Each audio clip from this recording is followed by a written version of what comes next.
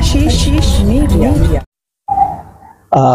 हमारी पार्टी भारत की communist party मार्क्सवादी लेनिनवादी की चुनाव की अपील जारी हो रही है। आज भाजपा को बेनकाब करने का, उसका विरोध करने का, सज़ा देने का और हराने की अपील है, क्योंकि मोदी राज में देश का धन विदेश पलायन की तरफ बढ़ा है और देश के में गरीब लोग और गरीबों की कर्जदारी बढ़ गई है।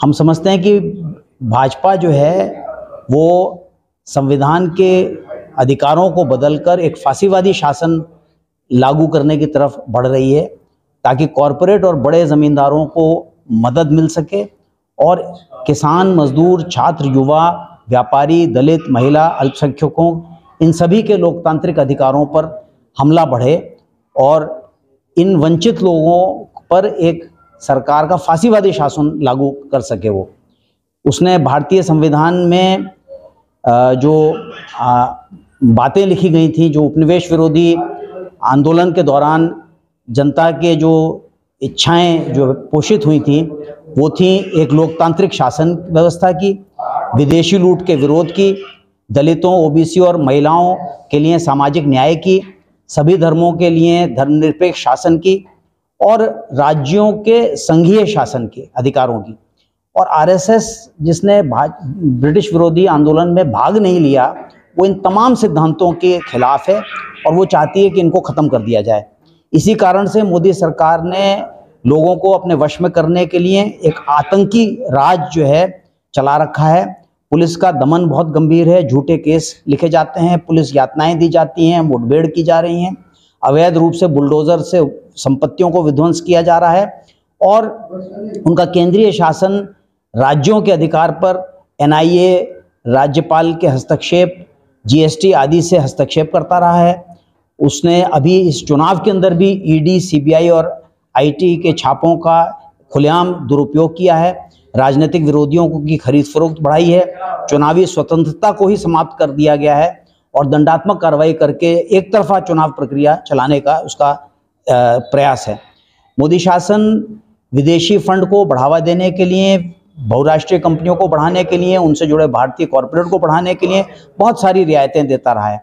उसने जो है 14.5 लाख करोड़ रुपए के उनके कर्ज माफ़ कर दिए हैं, उनके 20 लाख करोड़ रुपए के कर जो है उसमें छूट दे दी है और उनको तमाम ज़मीनें देकर जो है अधिग्रहण करके जो है उनके विकास के लिए नई नई योजनाएं लागू कर रहा है। उसने जो है भारतीय धन का विदेश पलायन उसके दौर में बढ़ा है और हम देखते हैं भ्रष्टाचार रोकने के नाम पर जो बड़े बड़े अपराधी थे, नीरव मोदी और विजय माल्या, ये लोग जो हैं आज भी विदेशों में ऐश कर रहे हैं। भारत जो है अपने इन तमाम भारतीय साझेदारों के साथ मिलकर वो जो है जंगल, ज़मीन, संपदा, जल संसाधन, हिमालयी इलाकों, तमाम फसलों, तमाम लागत, तमाम फसलों की खरीद और उसके प्रसंस्करण, उसके बाज़ार, उन सब पर जो है विदेशी कंपनियों का कब्जा बढ़ा रहा है। रियल एस्टेट के लिए किसानों की ज़मीनें छीनी जा रही हैं और शहरी बस्तियों को उजाड़ा जा रहा है। स्मार्ट सिटी के नाम पर इलाहाबाद के अंदर सड़क चौड़ीकरण किया गया, बहुत सारे पेड़ काट दिए गए, लोगों के घर गिरा दिए गए, नजूल भूमि के पट्टे का रिन्यूअल रोका जा रहा है और अब सर्कुलर रोड के नाम पर जो है बिना मुआवजा दिए गांव के किसानों को उजाड़ा जा रहा है। इस तरह से विदेशी कंपनियों, बड़े कारपोरेट और बड़े बिल्डरों की सेवा की जा रही है। ये तमाम सभी जो जितनी भी विकास योजनाएं हैं वो अमीरों के लिए हैं और गरीब लोग भूख और ख़राब स्वास्थ्य और शिक्षा की परिस्थिति में जो है ताक रहे हैं कि शायद देश में हमारे लिए भी कुछ जगह हो। शिक्षा सुविधाओं का निजीकरण किया गया है और स्वास्थ्य सुविधाओं का भी निजी मुनाफाखोरों को जो है अधिकार दिया गया है और इससे जो है लोगों का जीवन और कठिन होता चला गया है। गांव के अंदर दलितों के अधिकारों पर एक तो आरक्षण पर हमला किया जा रहा है, प्रमोशन में आरक्षण पर हमला किया जा रहा है, दूसरी ओर गांव के अंदर जो है बहुत सारी यातनाएं जो है बड़े ज़मींदार जो ज़्यादातर ऊंची जाति के हैं वो दे रहे हैं। पूरी मनुवादी उच्च जातीय धारणा जो है प्रभावी है। महिलाओं के नाम पर बेटी बचाओ के बहुत सारे अभियान चलाए गए, लेकिन आज बेटी बचाओ का पहचान जो है वो कठुआ कांड, उन्नाव कांड, हाथरस कांड, महिला पहलवानों के साथ दुर्व्यवहार, BHU के अंदर बलात्कार, और अभी गुजरात लॉ विश्वविद्यालय के अंदर जो है जिस तरह से दुर्व्यवहार लड़कियों के साथ किया गया, उससे जो है महिलाओं की परिस्थिति की पहचान है। बेरोजगारी की हालत है ये कि 30 लाख सरकारी पद रिक्त पड़े हैं। प्रवेश परीक्षाओं में लगातार भ्रष्टाचार, पेपर लीक। अभी पेपर लीक और भ्रष्टाचार में सबसे कुख्यात जो है बीजेपी साबित हुई है। पहले व्यापाम, फिर बैंक भर्ती, फिर रेल भर्ती, पुलिस भर्ती, और हम देखते हैं कि बहुत कम वेतन पर 2000 से 4000 रुपए के वेतन पर सरकारी पदों पर काम कराया जा रहा है, वो भी महिलाओं से क्या है, जो एकदम अमानवीय वेतन दर है। अब अग्निवीर योजना जो है वो पूरे देश की सुरक्षा, यानी फौज के अंदर भी एक ठेकेदारी प्रथा को शुरू करने की योजना है। हमारा समझ है कि सरकार का जो पूरा हिंदुत्व का धारणा है वो असल में मुसलमानों को, अल्पसंख्यकों को केंद्रित करने की है, ताकि जनता के बीच घृणा फैलाई जा सके और बहुसंख्यक जनता का ध्यान बांटकर हिंदुत्व के नाम पर जो है देश के अंदर बड़ी कंपनियों की सेवा की जा सके। इस पूरे दौर में मोदी सरकार ने जानबूझकर इलाके के रेत श्रमिकों पर हमला किया और बड़े माफिया के कब्जे को बढ़ाया है। फसल की कीमतों की कोई गारंटी नहीं है, लागत के सामग्री के दाम बढ़ रहे हैं। खेती के सामान के हर सामान पर 18 से 28% जो है GST लागू की है मोदी सरकार ने, और इस तरह से किसानों की परेशानी और कर्जदारी बढ़ाई है। वो कहते हैं कि देश में गरीबी हटी है, लेकिन 80 करोड़ लोगों को 5 किलो मुफ्त राशन के नाम पर वो खुद बताता है कि देश में बदहाली कितनी बढ़ गई है, और अब वो कह रहे हैं कि अभी 5 साल और ज़्यादा ये जारी रहेगी।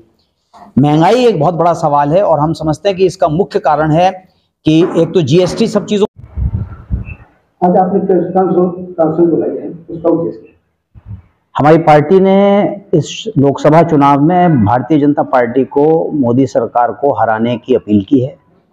उसने जो जनता के खिलाफ खराब काम किए हैं, उसमें देश का धन जो है विदेशों की तरफ पलायन हुआ है, और समाज के अंदर सामंती राज और उत्पीड़न बढ़ा है, मनुवादी चिंतन बढ़ा है, और सरकार अपनी इन नीतियों में बड़ी कंपनियों के पक्ष में उनको मुनाफा बढ़ाने के लिए, उनकी सुविधाएं बढ़ाने के लिए गरीबों को बहुत सारे सवालों पर सताया गया है।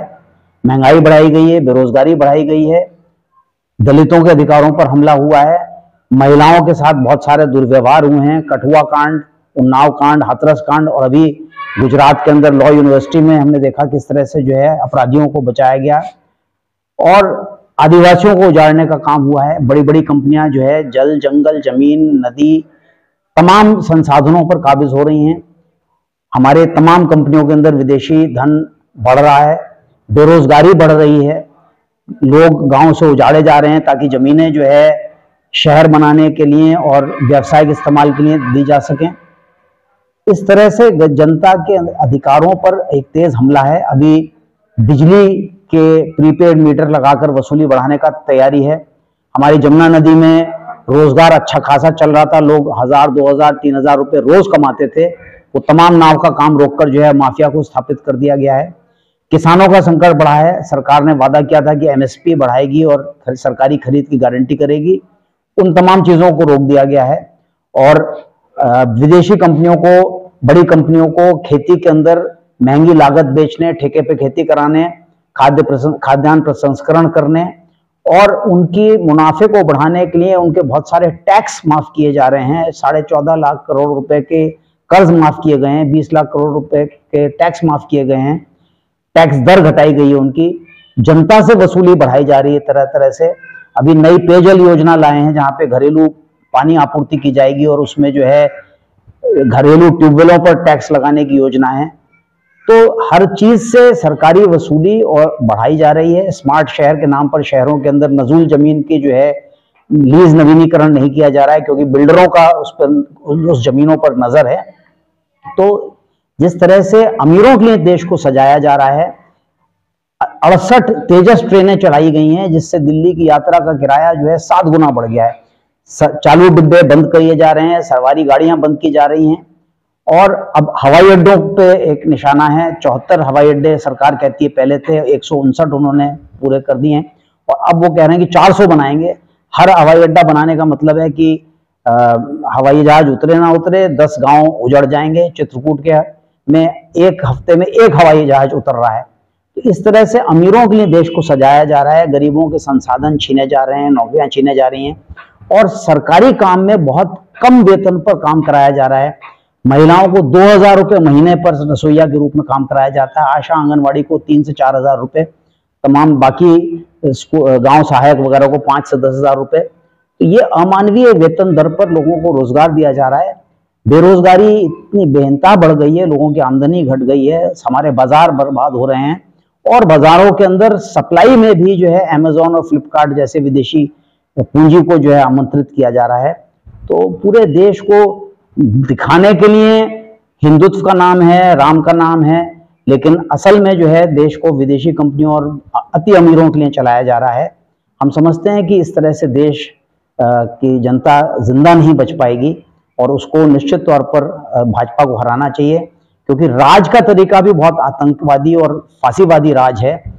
आप देख रहे हैं कि राज्यों के अधिकार पर किस तरह से गवर्नर और किस तरह से एनआईए के द्वारा नियंत्रण किया जा रहा है। अभी चुनावों के अंदर भी विपक्षी दलों के नेताओं को खरीदा जा रहा है, उनके नामांकन वापस कराए जा रहे हैं और तमाम चुनाव को भी जो है एक पक्षीय ढंग से नियंत्रित करने की योजना है।